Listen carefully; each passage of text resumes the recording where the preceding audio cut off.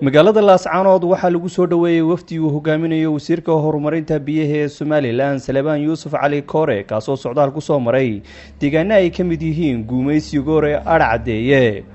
ugu horeyntii waxaa soo dhaweynta wafdiga wasiirka ka hadlay gudoomiyaha gobolka Sool iyo maayirka degmada Laascaanood. Assalaamu calaykum waraxmatullaahi wabarakaatuh.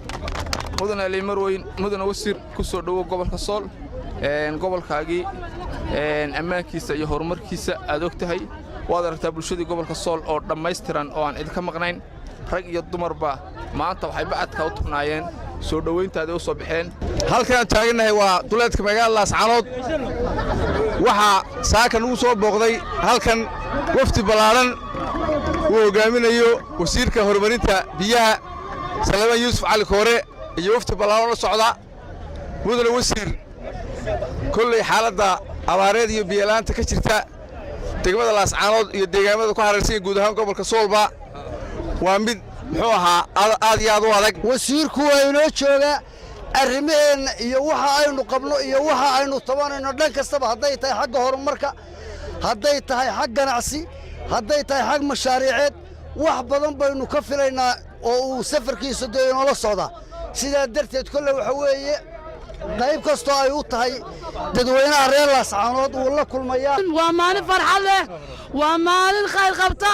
waa maalin raxmaadka Ilaahay inaynu sugayno Ilaahay waxaad inaga baridaan raxmaad khayr qaba aad iyo aad baan runtii bogaadinayaa dadweynaha reer Laascaanood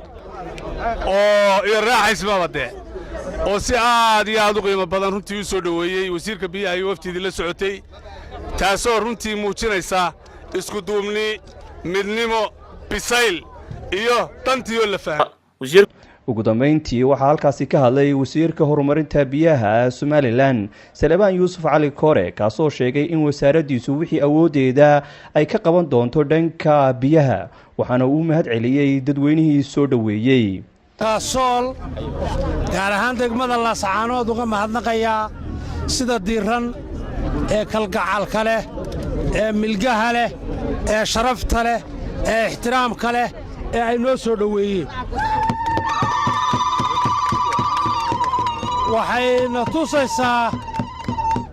in dadkayaga iyo ummadda aannu ka soo jeednaa iyo constituency-ga aannu ka tirsannahay ay yihiin dad sharaf leh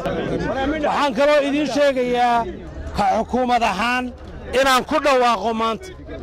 inaannu degmada Laascaanood la gelin doono lacag horudhaca oo aannu uga qorshaynay sanduuqa SDF-ta oo gaadhaysa $5 milyan